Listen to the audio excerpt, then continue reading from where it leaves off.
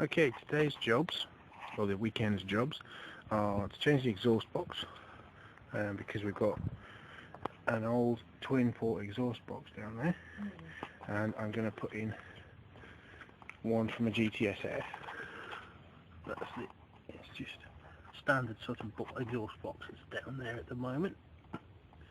It's going to be changed for one with a dual mode muffler in, and then additionally I'm going to do a bit of tidied up on the engine.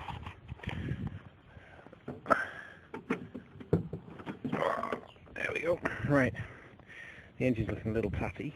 When you get up close, the paintwork isn't great, so I'm going to take the covers off, give them a spruce up, and I might change the colour of the cam belt cover. Just general tidy up and stuff that I've been meaning to do for a while, and I'll keep you updated as I get on. Oh, that's a heavy bonnet.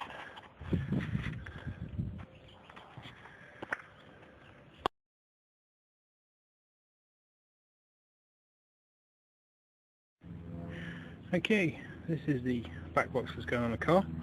This came from a GTSS. Actually came from a chap down in,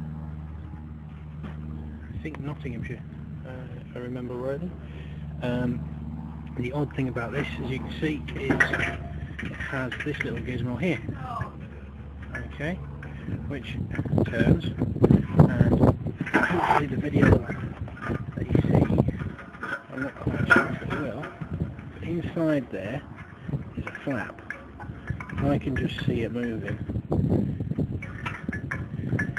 I'm not sure if you'll see that on video, but what this does, at a predetermined point, you can either let the ECU decide when to open that, so that you get a straight through exhaust, because it bypasses through here. This side's a muffler, that side's an open straight through, or you can have a switch and do it yourself.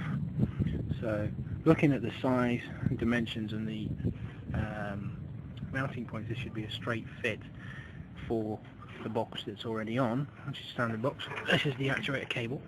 It actually came off a GTSS, so I'm going to figure out a way to fit it and make it slightly different and interesting. Alright, this is the one of the connecting pipes. I've taken the connecting pipe off the exhaust that's just before the back box. As you can see, this is the reducer. It was made by Autosaurus. We sorted out this sort of custom experimental exhaust. It's not very neat, it's just sort of utilitarian at the moment. It's a 3-inch pipe on one side, into the 2.5 into the back of the box there. Hangs quite low, but it neatly solved the problem of how to have the twin exit box on a slightly bigger pipe. It does make a difference having the 3-inch pipe in terms of sound. If you had an open cannon though, open exhaust, then you'd lose a lot of mid-range on an NA, so I'm told. So this was an experiment about a year ago. Just painted it up because I noticed it was full of rust, etc. In terms of fitting the box here, this is the box I'm going to fit.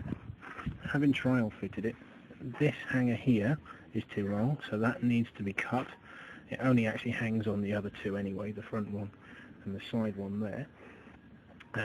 And the whole thing is going to be about an inch further underneath the car by the time I'm finished, because the stainless 3-inch pipe that it's connecting to with that grey connecting piece is about ½ an inch further forward. It's ½ an inch shorter than a standard exhaust system. So we'll probably adjust that at a later date, but I'll fit it for now, and I'll try and get that flap assembly to work. I've also taken out the heat shield. I'm going to give that a bit of a spruce up. As you can see, there's a bit of rust on there. So that's what I'm going to do next.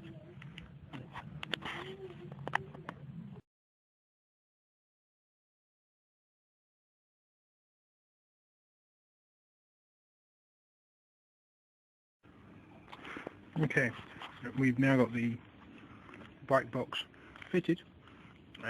We've run up against a small snag though. When I get under the car, you'll see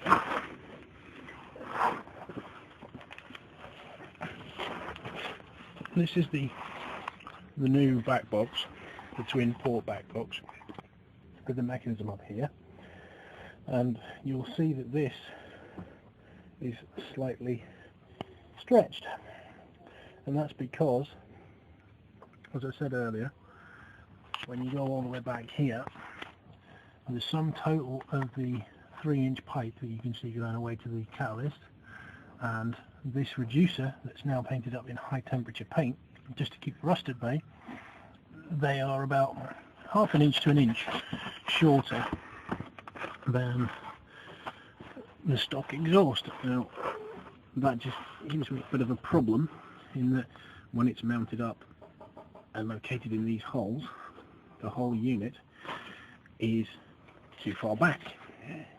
That would work, but I'm not quite happy with that, just in case that came off. So I think what I may do is put the other back box back on until I can get something done with the front end of the exhaust. One good point though, the mechanism itself, you can see there's a cable in it. I think the cable, if we turn round, it's difficult to record upside down. The cable run is going to go, you can see the cable there, and then there's a mounting point here. This cable came off a coupe, and the rear end of the saloons is slightly different. And then I don't know if you can just see there's a hole just there, and there's a grommet on the end of the cable there. That grommet will fit in that hole, and then the actuator cable will be inside, and I'll have to rig some sort of mechanism, some sort of pivot, in order to be able to pull it and run the cable at the front of the car, connected to a switch, and then we should be good to go. But unfortunately, as I don't have access to a welder at the moment, I won't be able to fit it all up because it's just slightly too short. I'll have to put the other back box back on for the time being. Oh, there we go. On to the engine bay next. We'll go there.